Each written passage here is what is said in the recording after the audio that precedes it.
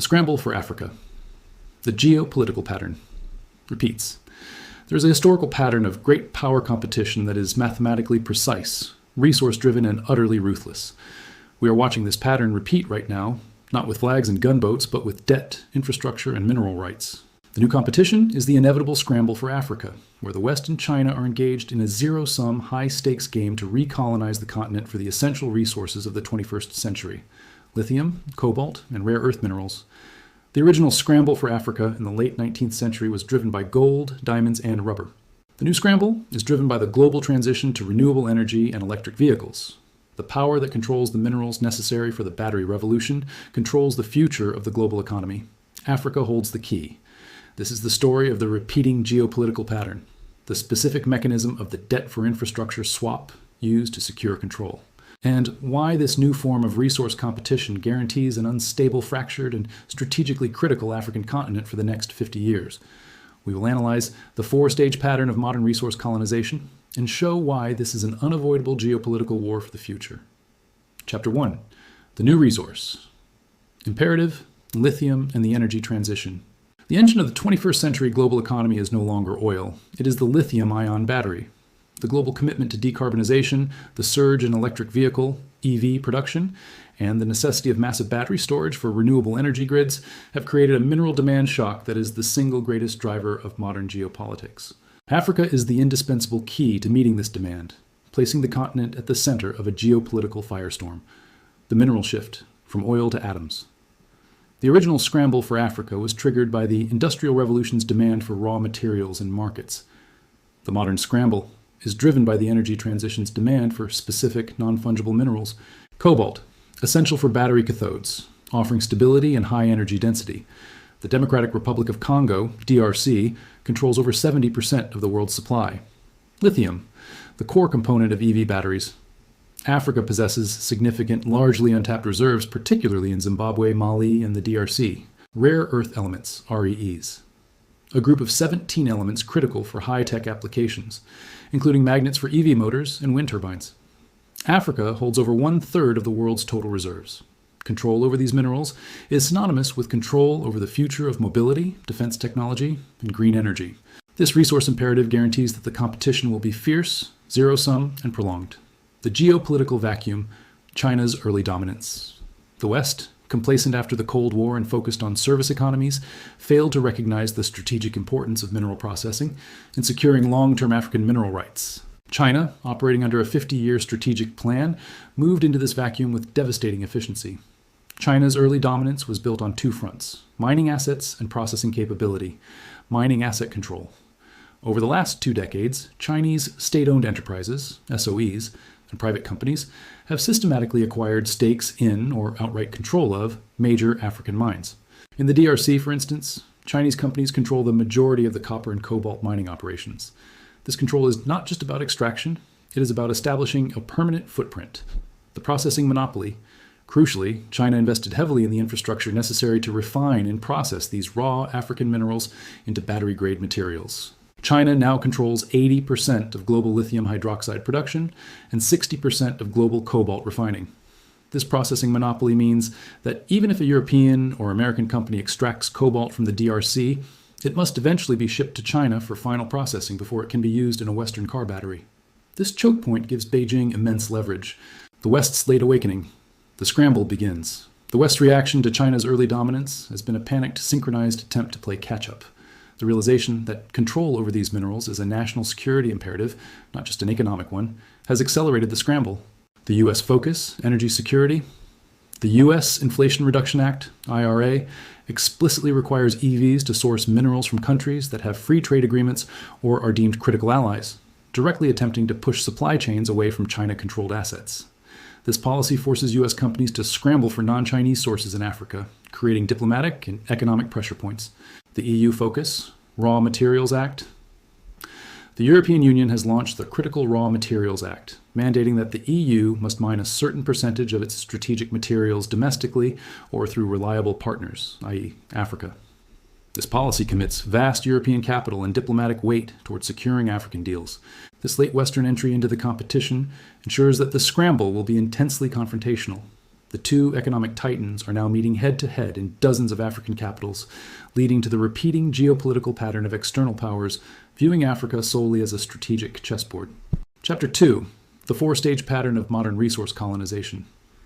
The current competition in Africa is not random. It is the modern iteration of a historical pattern of resource colonization, executed with 21st century financial tools instead of 19th century military force.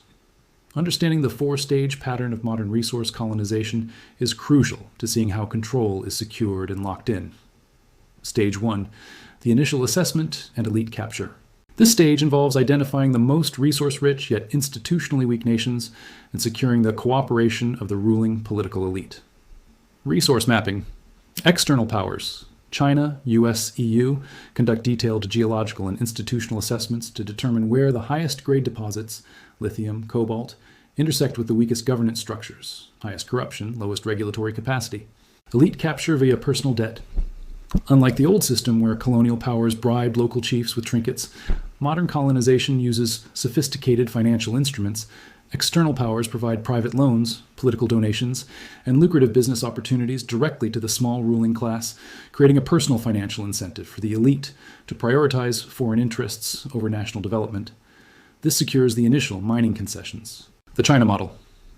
China perfected this by offering opaque, non-conditional loans directly to governments without the stringent governance and human rights requirements imposed by the IMF or World Bank. This was an irresistible offer for politically fragile, resource-rich nations. Stage 2, the debt for infrastructure.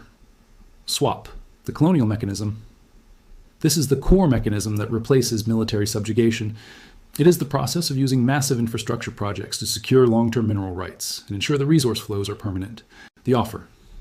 The external power offers to finance and build essential infrastructure, ports, railroads, power plants, highways, that the African nation desperately needs but cannot afford. The collateral trap. The contract is structured so that the loan repayment is collateralized not by cash, but by future mineral output, or, in the worst cases, sovereign assets, e.g., control over a strategic port or future tax revenues. This is the debt for infrastructure swap. The locking mechanism. The infrastructure built is explicitly designed to serve the mining operation, not the broader national economy.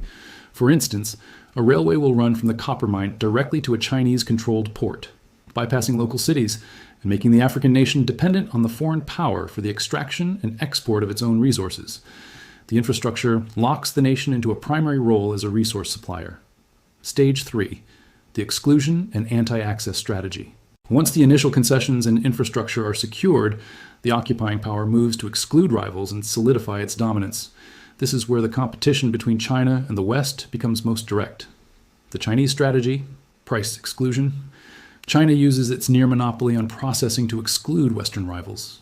It can threaten to cut off processing services or raise prices for refined materials, forcing Western EV companies to lobby their governments to back off competing in African mines.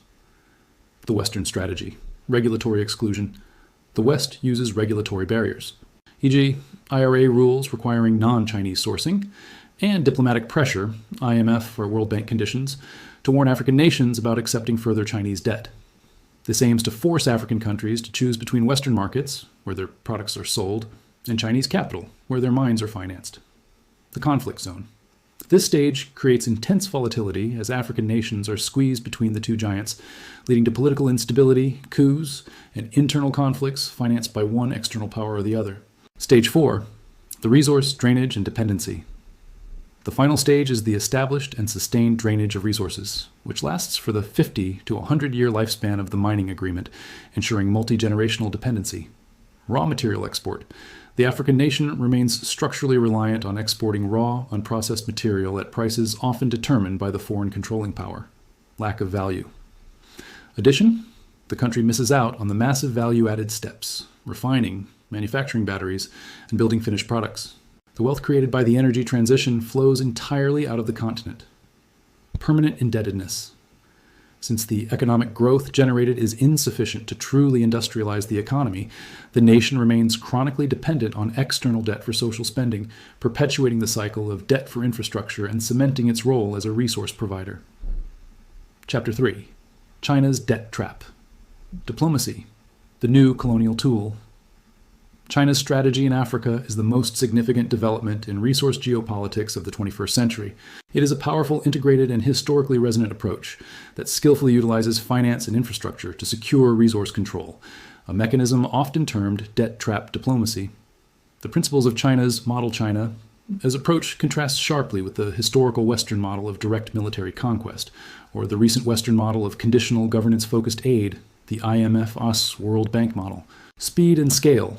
China offers loans and infrastructure deals with speed and at a scale no other nation can match, bypassing lengthy environmental reviews and governance checks. This is irresistible to ruling elites seeking rapid, visible development projects, e.g., stadiums, new presidential palaces, major rail lines. Collateralization, not conditionality. China does not demand democratic reforms, human rights improvements, or anti-corruption measures. Instead, it demands tangible collateral. Long-term access to mineral deposits, control over strategic infrastructure, ports, railways, or the right to seize these assets if the loan defaults. The built-in dependency. The loans are typically tied to using Chinese contractors, Chinese materials, and Chinese labor, ensuring the money immediately flows back to Beijing. This prevents the debt from stimulating a local, competing industrial base. The African nation gets a port, but the jobs and the money stay Chinese. Case study, the mineral choke point, DRC Cobalt. The Democratic Republic of Congo, DRC, serves as the primary example of this model, creating a definitive mineral choke point. The DRC holds the world's most critical cobalt reserves, essential for Western EVs. The initial deal, China secured the Sycamines deal, agreeing to provide billions in infrastructure financing, roads, hospitals, universities, in exchange for exclusive long-term access to vast quantities of copper and cobalt. This was a classic debt for infrastructure swap. The result? China now controls most of the DRC's cobalt mining and refining capacity. This control is so comprehensive that the DRC effectively functions as a mineral tributary to Beijing. Any Western effort to compete must either purchase a minority stake in a Chinese-controlled mine or build entirely new infrastructure, a process that takes decades. Geopolitical leverage. This control gives China immense geopolitical leverage. If the West places sanctions on China, Beijing can retaliate by restricting the supply of processed cobalt, instantly crippling the Western EV industry. The resource is African, but the control is absolute and Beijing-centered. The Western response? Too late, too little. The West's counter-strategy, often termed Build Back Better World, or similar initiatives, is attempting to compete with Chinese capital. However, it is fundamentally hindered by two structural factors: bureaucracy and conditions. Western funding remains slow, conditional on governance, environmental, and human rights standards, which are often non-starters for the ruling elites who prioritize speed and lack of scrutiny. Lack of integration. Western companies often compete as individual entities, a U.S. mining company, a German bank, a French contractor, lacking the centralized, state-backed integration of China's SOE model.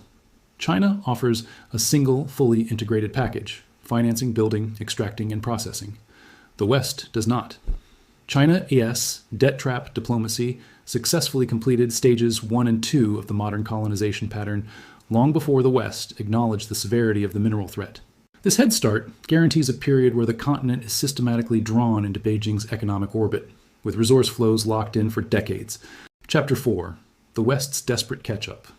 Regulations and Rivalry. The realization that mineral reliance on China is a strategic and national security vulnerability has forced the US and Europe into a frantic, highly aggressive campaign to challenge Beijing's dominance in Africa. This effort, driven primarily by domestic legislation, ensures that the continent will be the battleground for the new Cold War, the IRA's unintended African consequences. The U.S. Inflation Reduction Act, IRA, passed in 2022, is the single most important piece of legislation accelerating the scramble for Africa. While intended to stimulate U.S. domestic manufacturing, its mineral sourcing rules directly incentivize competition in Africa. The China ban, the IRA uses tax credits for EVs as a lever. To qualify for the full credit, EVs cannot source critical battery minerals from a foreign entity of concern, FEOC, which explicitly includes China. The African pivot. This forces U.S. automakers and battery makers to aggressively seek non-Chinese sources. Since the U.S. lacks domestic reserves and processing capacity, Africa becomes the only viable large-scale alternative.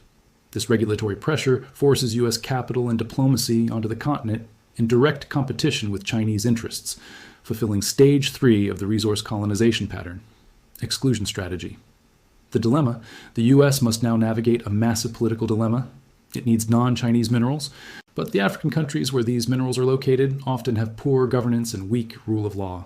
The U.S. is forced to either compromise its democratic principles or risk losing the energy race, the diplomatic pressure cooker. The competition is no longer purely commercial. It is now an all-out diplomatic and geopolitical squeeze on African nations, forcing them to choose sides. The debt leverage. Western institutions, IMF, World Bank, use their leverage to pressure African nations already struggling with existing debt to restructure loans and reject further Chinese financing. The messaging is clear: accept our aid package or risk defaulting on Chinese debt and losing strategic assets. The security dimension. The U.S. Africa Command, AFRICOM, is increasingly involved in security partnerships, often citing counterterrorism as the primary goal. However, these security partnerships are often concentrated in mineral-rich or strategically vital areas, e.g., nations bordering the DRC, providing the necessary stability for Western mining operations. This mirrors the colonial era's use of military expeditions to pacify resource zones. The coup contagion. The competition for influence has increased political volatility. Coups d'etat in the Sahel region, Mali, Burkina Faso, Niger, often occur in nations that are pivotal to U.S.-French strategic interests, or that possess key mineral deposits.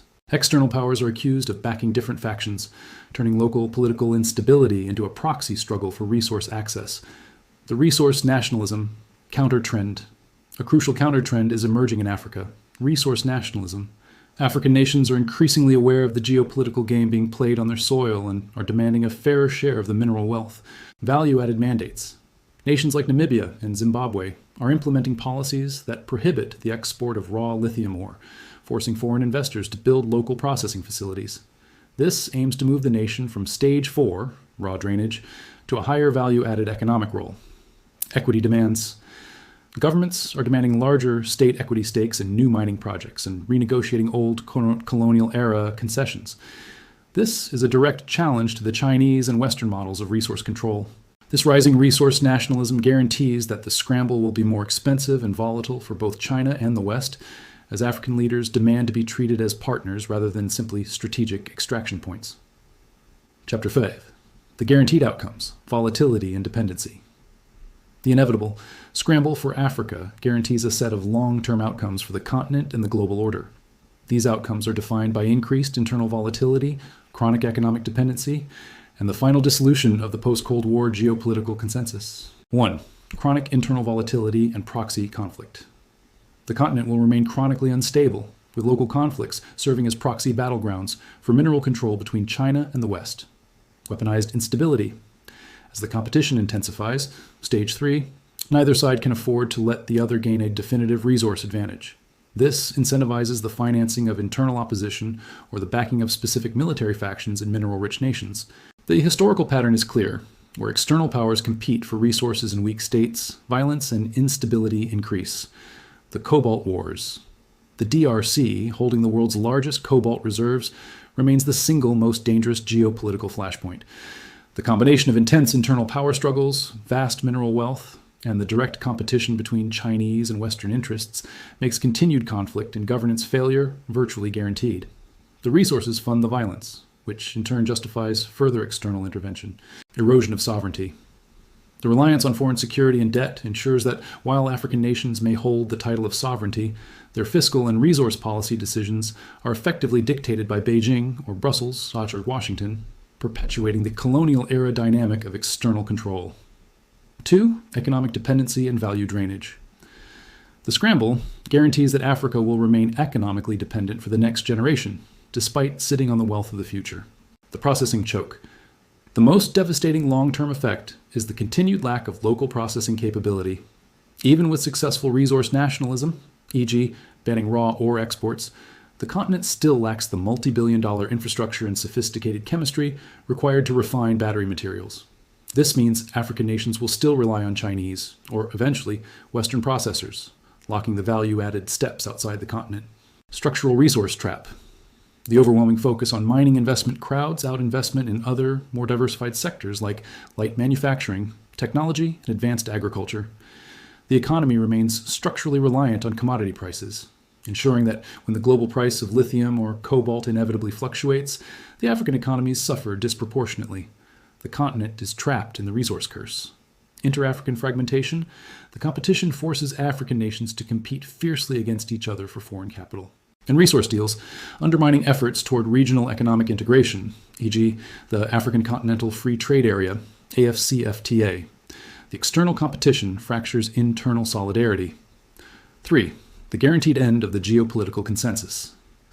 The scramble for Africa is the definitive break from the post-Cold War consensus and guarantees a world defined by transactional, resource-driven alliances. The new non-aligned movement, African nations are increasingly adopting a transactional neutrality, or new non-aligned movement. They accept Chinese infrastructure funding while maintaining trade links with the West. They refuse to align with either side, leveraging the competition to secure maximum concessions.